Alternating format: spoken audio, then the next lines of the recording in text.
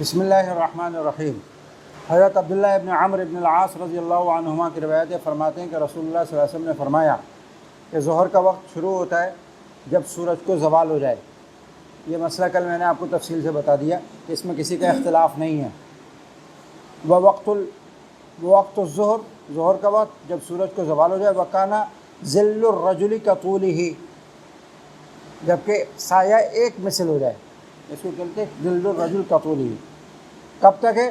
معلوم یحضر العصر، جب تک کہ عصر کا وقت نہ آ جائے، اور وقت عصر اس وقت تک رہتا ہے جب تک کہ سورج کو اصفرار نہ ہو۔ امام اوزاعی کا استدلال اسی حدیث سے، میں نے آپ کو بتایا تھا نا، امام اوزاعی کے نزدیک عصر کا وقت اصفرار پہ ختم ہو جاتا ہے، لیکن جمہور فرماتے ہیں یہ وقت مستحب ہے، اس کے بعد وقت مکروہ شروع ہو جاتا ہے۔ یہاں پر وقت مستحب کا بیان ہے۔ وہ وقت المغربی، اور مغرب کا وقت جب تک کہ شفق غروب نہ ہو جائے اس وقت تک رہتا ہے۔ شفق سے کون سی شفق مراد ہے، اس میں اختلاف ہے جو کل میں نے آپ کو بتا دیا۔ اور نماز عشاء کا وقت نصف اللیل الاوسط تک رہتا ہے، اس میں بھی اختلاف ہے، میں نے آپ کو بتا دیا۔ وقت الصلاۃ الصبح من طلوع الفجر ما لم تطلع الشمس، اس میں کسی کا اختلاف نہیں ہے۔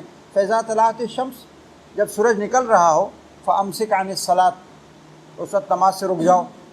یہ وقت منہی عنہ ہے، اس وقت نماز پڑھنا منع ہے، اور اس کے تفصیل سے بیان آگے مستقل باب میں آئے گا، وہاں کلام کریں گے۔ فإنها تطلع بین قرنی الشیطان، اس لیے کہ شیطان اس وقت سورج کو اپنے دونوں سینگوں کے درمیان لے کے کھڑا ہو جاتا ہے، اس وقت جو سجدہ کرتا ہے تو شیطان کہتا ہے کہ دیکھو یہ مجھے سجدہ کر رہے ہیں، تو اس لیے آپ صلی اللہ علیہ وسلم نے منع فرما دیا۔ یہاں جو یہ کہا نا ھذا وقت الانبیاء من قبلک، عشاء کی نماز کے علاوہ باقی نمازیں پچھلی امتوں میں بھی تھیں، عشاء کی نماز جو ہے وہ اس امت کی خصوصیت ہے۔ تو اغلبیت کے اعتبار سے کیونکہ 4 نمازیں پیچھے انبیاء کے لیے بھی تھیں، اس لیے سب کو کہہ دیا کہ یہ آپ سے پچھلی امتوں کے اور انبیاء کے نمازوں کا بھی وقت ہے۔ حضرت ابن شہاب زہری فرماتے ہیں کہ ایک دن حضرت عمر ابن عبدالعزیز رحمۃ اللہ علیہ نے عصر کی نماز تھوڑی تاخیر سے کر دی، عصر کی نماز میں تاخیر کر دی۔ حضرت عمر ابن عبدالعزیز کا یہ واقعہ اس وقت کا ہے جب وہ مدینہ منورہ میں گورنر تھے، خلیفہ بننے سے پہلے کا واقعہ، تو اس وقت عصر کی نماز میں دیر کر دی۔ تو حضرت عروہ نے ان سے کہا کہ اما سنیے، ان جبرائیل قد نزل، جبریل علیہ السلام تشریف لائے تھے، فصلی امام رسول اللہ صلی اللہ علیہ وسلم، انہوں نے رسول اللہ صلی اللہ علیہ وسلم کے آگے امامت کرتے ہوئے نماز پڑھائی تھی۔ فقال عمر، تو حضرت عمر ابن عبدالعزیز نے ان سے کہا اعلم ما تقول یا عروہ، اے عروہ ذرا سوچ سمجھ کے بولو کیا کہہ رہے ہو۔ اس کو اعلم بھی پڑھ سکتے ہیں اور اعلم بھی پڑھ سکتے ہیں۔ اعلم، عالم کا مطلب یہ کہ مجھے علامت بتاؤ اس بات کی صداقت کی، کوئی ایسی بات پیش کرو صداقت کی جس سے مجھے تمہاری بات پہ یقین آ جائے۔ حضرت عمر ابن عبدالعزیز کو سوال پیدا ہوتا ہے کہ یہ کہنے کی ضرورت کیوں پیش آئی، اعلم ما تقول عروہ، کہ عروہ سوچ سمجھ کے بات کرو۔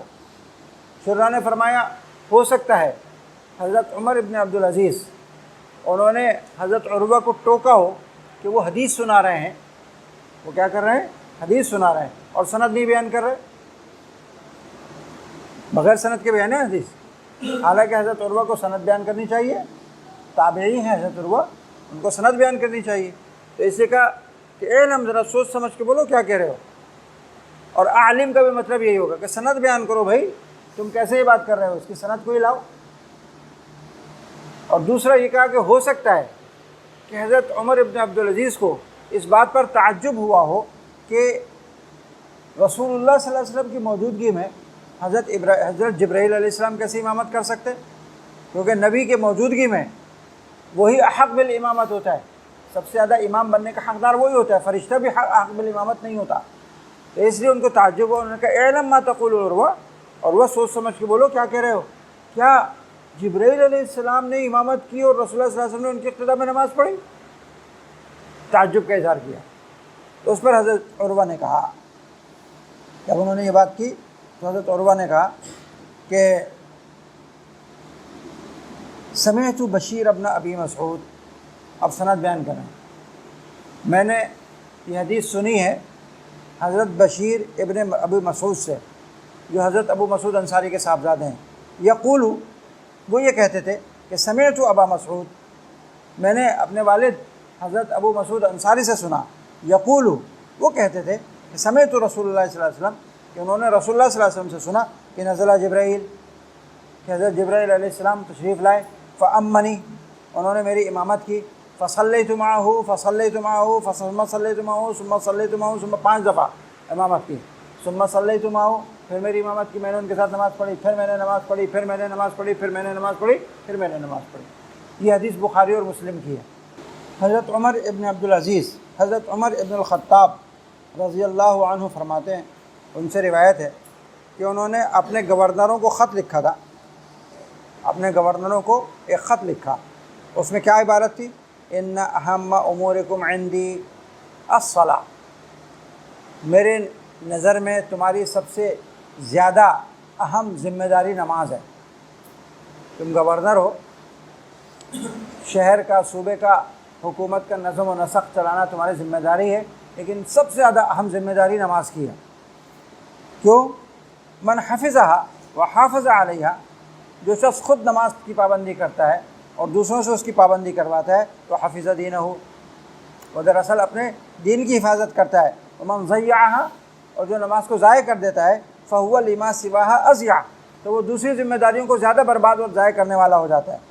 پھر اس کے بعد لکھا کہ دیکھو ظہر کی نماز تم پڑھو جب کہ سایہ 1 ہاتھ ہو جائے، تم میں سے کسی کا سایہ اس کے مثل 1 ہاتھ ہو جائے، اور عصر پڑھو جب کہ سورج بلند ہو، سورج کی ٹکیا سفید ہو اور چمک رہی ہو۔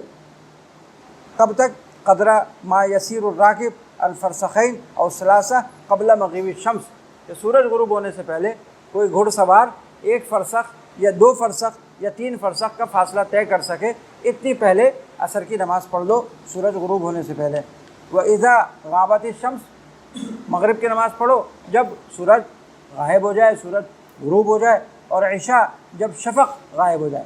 کب تک؟ اِلَىٰ ثُلُثِ اللَّيْلِ، 1/3 رات تک۔ ومن نامہ، اگر کوئی شخص عشاء کی نماز پڑھنے سے پہلے سو گیا، فلا نامت عینہ، تو خدا کرے اس کی آنکھ کو نیند نہ آئے۔ فمن نامہ فلا نامت عینہ، فمن نامہ فلا نامت عینہ۔ سمجھ آئی بات؟ اس سے یہ معلوم ہو گیا کہ عشاء کی نماز پڑھنے سے پہلے سونا یہ کراہت سے خالی نہیں ہے۔ اس سے کیا معلوم ہوا؟ عشاء کی نماز پڑھنے سے پہلے سونا کراہت سے خالی نہیں ہے۔ جب آپ بخاری پڑھیں گے تو وہاں اس کے اوپر امام بخاری نے تفصیل سے ابواب قائم فرمائے کہ عشاء کی نماز سے پہلے سونے کا کیا حکم ہے، اور خلاصہ اس کا یہ ہے، انہوں نے تمام احادیث ذکر کی ہیں، اس کا خلاصہ یہ ہے کہ اگر کسی شخص نے عشاء کی نماز سے پہلے نیند کے غلبے کی وجہ سے سو گیا اور اٹھنے کا اس نے انتظام نہیں کیا، تدبیر نہیں کی، کسی سے کہا نہیں کہ مجھے اٹھا دینا، اور ایسا سویا کہ جس میں اس کی عشاء کی نماز قضا ہونے کا اندیشہ ہے، تو ایسا سونا مکروہ ہے۔ لیکن اگر کوئی شخص سو گیا اور اٹھنے کا یقین ہے یا ظن غالب ہے کہ میں اٹھ جاؤں گا عشاء کی نماز کے لیے، مثلاً کسی کو کہہ کے سویا ہے کہ مجھے اٹھا دینا، تو پھر اس میں کوئی کراہت نہیں ہے، کیونکہ صحابہ کرام سے عشاء کی نماز سے پہلے سونا بھی ثابت ہے۔ سمجھ میں آئی بات؟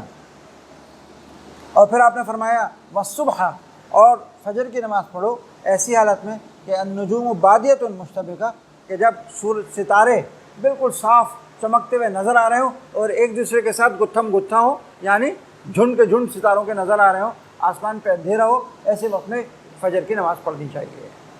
سمجھ میں آگئی بات؟ یہ باب صاحب مشکات نے تعجیل الصلاۃ پر قائم کیا کہ نماز کو جلدی پڑھنا چاہیے۔ میں نے آپ کو شروع میں بتایا تھا کہ نماز کے اوقات 3 قسم کے ہیں، ایک اوقات مباحہ، دوسرے اوقات مستحبہ، اور تیسرے اوقات مکروہہ ممنوعہ۔ تو یہ دوسرا باب اوقات مستحبہ کو بیان کرنے کے لیے صاحب مشکات نے قائم کیا ہے، اور نمازوں کا مستحب وقت اس میں اختلاف ہے۔ مغرب اور عشاء میں اختلاف نہیں ہے، باقی 3 نمازوں میں اختلاف ہے۔ مغرب کے بارے میں سب کا اتفاق ہے کہ وہ جلدی پڑھنی چاہیے، اس کو جلدی پڑھنا مستحب ہے، اور عشاء کے بارے میں سب کا اتفاق ہے کہ اس کو تاخیر سے پڑھنا مستحب ہے۔ ان 2 نمازوں میں کسی کا اختلاف نہیں، البتہ باقی نمازوں میں اختلاف ہے۔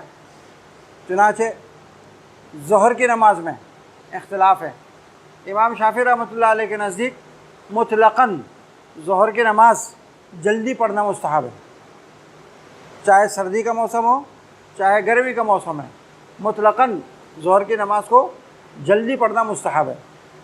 ان کا استدلال عام حدیثوں سے ہے، ان حدیثوں سے جن میں عام الفاظ آئے ہیں، خاص نمازوں کے الفاظ نہیں ہیں۔ مثلاً آگے آپ حدیث پڑھیں گے، رسول اللہ صلی اللہ علیہ وسلم سے کسی نے پوچھا کہ افضل الاعمال کون سا ہے، سب سے افضل عمل کون سا ہے؟ تو آپ صلی اللہ علیہ وسلم نے فرمایا نماز کو جلدی پڑھنا۔ سمجھ میں آ گئی بات؟ تو اس سے استدلال کر کے امام شافعی کہتے ہیں کہ تمام نمازیں ان دو نمازوں کے علاوہ جلدی پڑھنا مستحب ہے۔ حضرات احناف ان کا کہنا یہ ہے کہ اگر سردی کا موسم ہو تو ظہر کی نماز کو جلدی پڑھنا مستحب ہے، اگر گرمی کا موسم ہو تو ظہر کی نماز کو دیر سے ٹھنڈا کر کے پڑھنا مستحب ہے۔ اور حضرات احناف کا استدلال کون سی حدیث سے؟ ابرد پیچھے حدیث گزری ہے نا، ابردوا بالصلاۃ فإن شدۃ الحر من فیح جہنم، کہ نماز کو ٹھنڈا کر کے پڑھا کرو جب گرمی کی شدت ہو، اس لیے کہ گرمی کی شدت یہ جہنم کے سانس سے ہوتی ہے۔ اور ایک سفر میں رسول اللہ صلی اللہ علیہ وسلم نے مؤذن سے کہا تھا ابرد، ذرا اور ٹھنڈا وقت ہونے دو، اور ٹھنڈا وقت ہونے دو، اور ٹھنڈا وقت ہونے دو۔ تو اس سے استدلال کر کے امام اعظم فرماتے ہیں کہ سردی اور گرمی میں کیا ہوگا؟ فرق ہوگا۔ بات سمجھ میں آ گئی؟ دوسری نماز آتی ہے عصر۔ امام شافعی اور جمہور کے نزدیک اس میں بھی وہی عام قاعدہ ہے کہ اس میں تعجیل افضل ہے، اس کو جلدی پڑھنا افضل ہے۔ اور حضرات احناف کہتے ہیں اس میں تاخیر افضل ہے مطلقاً، لیکن تاخیر اتنی نہیں ہونی چاہیے کہ سورج کو اصفرار ہو جائے اور سورج کو تغیر ہو جائے۔ سورج کے تغیر سے پہلے نماز کو تاخیر سے پڑھنا چاہیے۔ کتنا پہلے؟ اتنا پہلے کم سے کم اس کو پڑھنا چاہیے کہ اگر نماز کسی وجہ سے اعادہ کرنی پڑے تو وقت مکروہ آنے سے پہلے اعادہ کر سکیں، یعنی اصفرار شمس سے اتنی دیر پہلے پڑھیں کہ اگر نماز کا اعادہ کرنا پڑے تو اصفرار شمس سے پہلے اعادہ ہو جائے۔ اس سے زیادہ تاخیر نہیں کرنی چاہیے، اس سے پہلے تاخیر سے پڑھنا چاہیے۔ یہ احناف کا عام قانون ہے۔ حضرات جمہور اور شوافع وہ ایک تو اسی عام حدیث سے استدلال کرتے ہیں جس میں نمازوں کو جلدی پڑھنے کی فضیلت کو بیان کیا گیا، اور دوسرا استدلال وہ ایسی روایات سے کرتے ہیں جو حتمی طور پر، یقینی طور پر اور کلی طور پر تعجیل پر دلالت نہیں کرتی، لیکن تعجیل اس کے اندر محتمل ہے۔ سمجھ میں آئی بات؟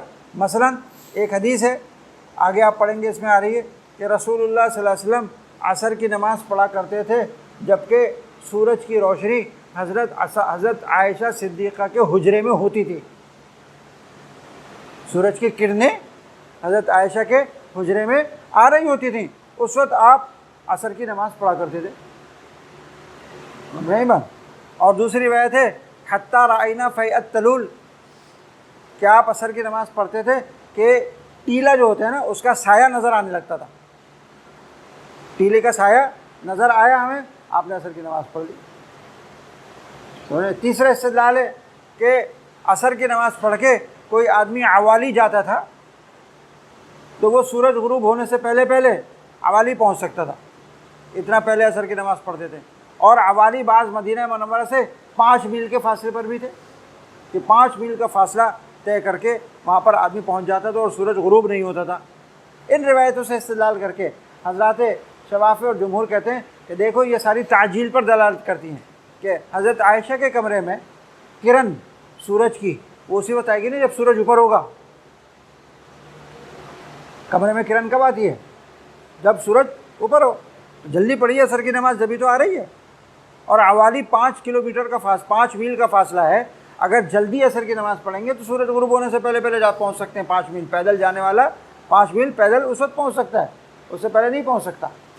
اور ایک اور روایت اس سے استدلال کرتے ہیں کہ اتنا پہلے پڑھ لیا کرتے تھے عصر کی نماز، پورا غروب آفتاب سے اتنا پہلے پڑھ لیا کرتے تھے کہ اونٹ کو ذبح کر کے اس کے 7 حصے بنا کے تقسیم کر کے اور اس کا گوشت پکا کے آدمی کھا سکتا تھا۔ تو نہیں بات؟ یہ ساری روایت کس کی دلیل ہے؟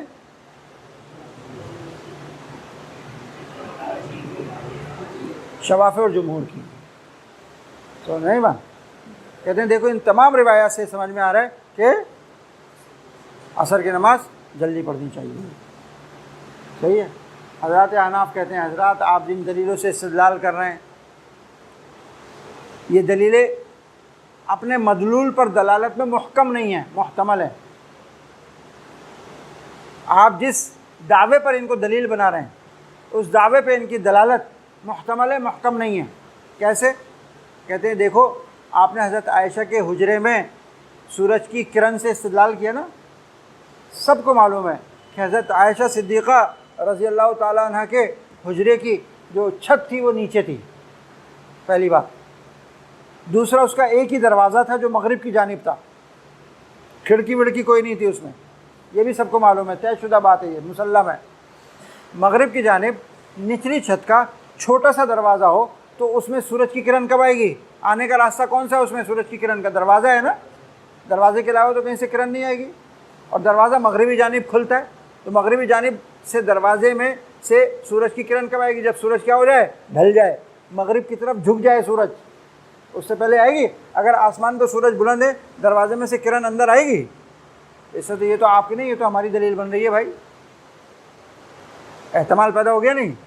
یہ ہماری بھی دلیل بن سکتی ہے اور آپ کی دلیل بھی بن سکتی ہے، سمجھ ہی بات۔ دوسرا استدلال جو آپ نے کیا، حتی رأینا فیء التلول، ٹیلے کا سایہ ہم دیکھا کرتے تھے، کہتے ہیں ذرا سا سورج کو زوال ہو جائے تو ٹیلے کو سایہ آ جاتا ہے۔ حضرات احناف نے کہا حضرت تلول ہر ٹیلے کو نہیں کہتے، چپٹے ٹیلے کو کہتے ہیں۔ ایک ٹیلا ہوتا ہے نوکیلا اوپر ایسے، اور ایک ہوتا ہے چپٹا جو اوپر سے پھیلا ہوا ہوتا ہے، اس کا سایہ بہت دیر سے زمین پر نظر آتا ہے۔ جب سورج واضح طور پر جھک جاتا ہے مغرب کی جانب تب اس کا سایہ نظر آتا ہے، تو اس میں بھی احتمال پیدا ہو گیا کہ ہماری دلیل ہو، یہ آپ کی بھی دلیل بن سکتا ہے اور یہ ہماری بھی دلیل بن سکتا ہے، صحیح ہے نا؟ پھر آپ نے استدلال کیا تیسرا کس سے، کہ یذهب الذاهب الی الاعوالی، کہ کوئی جانے والا سورج غروب ہونے سے پہلے پہلے اعوالی پہنچ جاتا تھا، اور بعض اعوالی 5 میل بھی تھے۔ تو بھائی جانے والے میں فرق ہوتا ہے، پیدل چلنے والے میں فرق ہوتا ہے۔ اس کے اندر اس بات کی صراحت نہیں ہے کہ جانے والا پیدل جاتا تھا یا سوار ہو کے، گھوڑے پہ جاتا تھا یا اونٹ پہ، اور جانے والا کیسے چلتا تھا، تیز چلتا تھا یا آہستہ، سمجھ رہے ہیں بات؟ اس لیے اگر کوئی دیر سے عصر کی نماز پڑھے ہمارے قول کے مطابق اور گھوڑے پہ جا رہا ہو تو 5 میل کیا 10 میل جا سکتا ہے، وہ سورج غروب ہونے سے پہلے 5 میل کیا 10 میل بھی پہنچ سکتا ہے۔ یا پیدل چلنے والا ہو اور تیز چلنے والا ہو تو وہ بھی 5 میل اتنی دیر میں آرام سے فاصلہ طے کر سکتا ہے۔ لہٰذا یہ بھی کوئی حتمی مقدار بتانے کا ذریعہ نہیں بنے گی، اس میں بھی احتمال ہے کہ جانے والا کون سا تھا۔ چوتھا استدلال، 5واں استدلال آپ نے کیا کہ اونٹ کو ذبح کر کے اس کے 7 حصے کر کے اور پھر اس کو پکا کے تیار کر لیتے تھے کھانے کے لیے، اتنا وقت ہوتا تھا سورج غروب ہونے سے پہلے پہلے کام ہو جاتا تھا۔ تو بھائی اس کے اندر بھی آپ کو معلوم ہونا چاہیے کہ کاٹنے والوں میں فرق ہوتا ہے۔ بعض ایسے ماہر ہوتے ہیں کاٹنے والے کہ وہ 10 15 20 منٹ میں تیار کر دیتے ہیں، اور بعض ایسے سست ہوتے ہیں کہ ایک بکرا دے دو تو صبح سے شام تک نہیں کاٹ سکتے۔ تو کاٹنے والے میں فرق ہوا نہیں ہوا۔ دوسری بات یہ کہ ان کا کاٹنا اور پکانا ہمارے کاٹنے پکانے کی طرح نہیں تھا اس زمانے میں، وہ تو بڑے بڑے بوٹے کر کے اس کو آگ کے اوپر بھون کے اور کھا لیا کرتے تھے۔ ہمارے یہاں ہماری طرح تھوڑی ہوتا تھا کہ جس میں مسالے پڑ رہے ہیں اس کو بھونا جا رہا ہے، اس میں جناب اس کو پکایا جا رہا ہے، اس کو پانی ڈالا جا رہا ہے، گلایا جا رہا ہے، یہ سب نہیں ہوتا تھا۔ وہ تو سیدھا سادہ کھانا ہوتا تھا، انہوں نے کاٹے بڑے بڑی بوٹیاں کی، اس کو آگ کے اوپر بھونا اور کھا لیا، سمجھ میں نہیں بات؟ تو کاٹنے والوں میں فرق ہوتا ہے۔ ہو سکتا ہے وہ کاٹنے والے اتنے ماہر ہوں وہ اثر سے بہت پہلے کاٹ کے فارغ ہو سکتے ہیں۔ یہ جو ہمارے یہاں اجتماعی قربانی ہوتی ہے نا، ہمارے یہاں، آپ کو پتہ ہے ایک گائے ذبح ہونے سے لے کر بوٹی بن کے حصے بننے تک کتنا ٹائم لگتا ہے ایک گائے پہ؟ معلوم ہے آپ کو یہ بات؟ ٹوٹل 4 منٹ یا 5 منٹ میں ایک گائے تیار ہوتی ہے، ذبح ہونے سے لے کر بوٹی بن کے اور 7 حصے بن کے وزن ہو کے ٹوکریوں میں وہاں تک تیار ہو کر پہنچنے میں اس میں ٹوٹل 4 منٹ یا 5 منٹ میں ایک گائے تیار ہوتی ہے۔ یہ پوری ٹیم کام کرتی ہے نا، ماہر ہیں وہ لوگ، تیزی سے کام کرتے ہیں۔ 5 منٹ میں ایک گائے تیار ہو رہی ہے تو کیا ایک اونٹ آدھے گھنٹے پون گھنٹے میں تیار نہیں ہو سکتا؟ اگر ایسے ماہر لوگ کاٹنے والے ہوں تو آدھے گھنٹے میں اونٹ تیار کر دیں گے وہ۔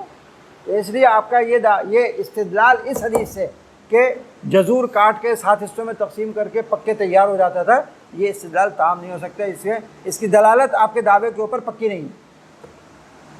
ارے بات سمجھ میں آگے نہیں آئی؟ سمجھے نہیں؟ پھر اس کے بعد آئیے، کون سا وقت ہے؟ فجر۔ فجر جمہور کے نزدیک اس میں تعجیل افضل ہے، اور احناف کے نزدیک اس میں تاخیر اور اسفار افضل ہے۔ نہیں بات؟ جمہور کا استدلال وہ غلط والی روایات سے، ان روایتوں سے ہیں جس میں آیا ہے کہ رسول اللہ صلی اللہ علیہ وسلم فجر کی نماز غلس میں پڑھا کرتے تھے۔ غلس یہ کہتے ہیں جھٹ پٹا، تھوڑی تھوڑی روشنی ہو رہی ہے، تھوڑا تھوڑا اندھیرا ہے، ایسا وقت ہوتا ہے نا جب سورج نکلنے سے تھوڑی دیر پہلے ہلکی ہلکی روشنی بھی ہوتی ہے، ہلکا ہلکا اندھیرا بھی ہوتا ہے، اردو میں اس کو کہتے ہیں جھٹ پٹا، اور عربی میں اس کو کہتے ہیں غلس۔ تو غلس جتنی روایتوں کے اندر آیا ہے ان روایتوں سے یہ حضرات استدلال کرتے ہیں، سمجھ میں آئی بات؟ اور حضرات احناف کا استدلال جو ہے وہ ایک حدیث سے ہے، قولی حدیث، وہ ہے اسفروا بالفجر فإنہ اعظم للأجر۔ رسول اللہ صلی اللہ علیہ وسلم نے فرمایا کہ نماز فجر اسفار میں پڑھا کرو، روشنی میں پڑھا کرو، فإنہ اعظم للأجر، اس لیے کہ اس میں ثواب زیادہ ہوتا ہے، اسفار میں فجر پڑھنے سے ثواب زیادہ ہوتا ہے۔ حضرات احناف یہ کہتے ہیں کہ غلس والی روایت جو ہے نا، تو غلس کے اندر کوئی آپ حتمی طور پر یہ بات نہیں کر سکتے کہ وہ اندھیرے میں ہی ہوتی ہے، اس لیے کہ غلس نام ہے جھٹ پٹے کا۔ اب صحابہ کرام کہہ رہے ہیں کہ ہم نے جھٹ پٹے میں نماز پڑھی، کوئی صحابی جھٹ پٹا اس کو بھی کہے گا جو آپ کے قول کے مطابق اندھیرا زیادہ ہے اور روشنی کم ہے، اور غلس اس وقت کو بھی کہیں گے جس میں اندھیرا کم ہے اور روشنی کیا ہو گئی؟ زیادہ ہو گئی۔ تو حتمی بات تو نہیں ہوئی نا۔ آپ ایک حدیث کو جو ہے ایک وقت محدد کے لیے معیار بنا رہے ہیں، تو وہ حدیث ایسی ہونی چاہیے جس کی اپنے دعوے کے اوپر دلالت محکم ہو، محتمل نہیں ہو۔ غلط کے اندر تو دونوں احتمال ہیں، وہ جو آپ کہہ رہے ہو اس کا بھی احتمال ہے، اور جو ہم کہہ رہے ہیں اسفار اس کا بھی احتمال ہے۔ غلط کا اطلاق دونوں پہ ہو سکتا ہے، دیکھنے والے کا فرق ہوگا اس کے اندر۔ ایک دیکھنے والا اس کو بھی غلط کہتا ہے جس میں اندھیرا غالب ہے اور روشنی کم ہے، دیکھنے والا اس کو بھی غلط کہے گا جس میں روشنی غالب ہے اور اندھیرا کم ہے۔ جبکہ ہمارا استدلال جو ہے اس میں اس قسم کا کوئی احتمال نہیں ہے، اس میں کیا ہے؟ اسفار، اسفروا بالفجر فإنہ اعظم للأجر، اس میں کوئی احتمال ہے کہ نماز جلدی پڑھی گئی ہو؟ سمجھ میں آ گئی بات؟ یہ اوقات مستحبہ کا اختلاف ہے۔ اب یہ دیکھ لیجیے حدیث، حضرت سیار ابن سلامہ کہتے ہیں کہ میں اور میرے والد ہم دونوں حضرت ابو برزہ اسلمی کے پاس گئے، تو میرے والد نے ان سے کہا کہ کیف کان رسول اللہ صلی اللہ علیہ وسلم یصلی المکتوبہ، نبی کریم صلی اللہ علیہ وسلم فرض نماز کیسے پڑھا کرتے تھے، ہمیں بتائیے۔ فقال، انہوں نے فرمایا کہ وہ ظہر کی نماز جس کو تم نماز الصلاۃ الاولیٰ کہتے ہو وہ پڑھا کرتے تھے حین تدحض الشمس، جب سورج کو زوال ہو جاتا تھا اس کے بعد پڑھا کرتے تھے۔ ویصلی العصر، اور عصر کی نماز پڑھا کرتے تھے کتنی دیر پہلے سورج غروب ہونے سے؟ ثم یرجع احدنا الی رحلہ فی اقصی المدینہ، یہ نماز پڑھ کے ہم میں سے کوئی شخص اپنے گھر واپس جانا چاہتا تھا تو مغرب ہونے سے پہلے پہلے مدینہ منورہ کے کنارے پہ گھر ہوتا تھا، وہاں پہنچ جایا کرتا تھا۔ اب بتاؤ اس کے اندر دونوں احتمال ہیں نا، جلدی کا بھی اور دیر سے پڑھنے کا بھی دونوں احتمال ہیں۔ والشمس حیۃ، اور صورتحال یہ ہوتی تھی کہ سورج ڈوبتا نہیں تھا، سورج چمک رہا ہوتا تھا۔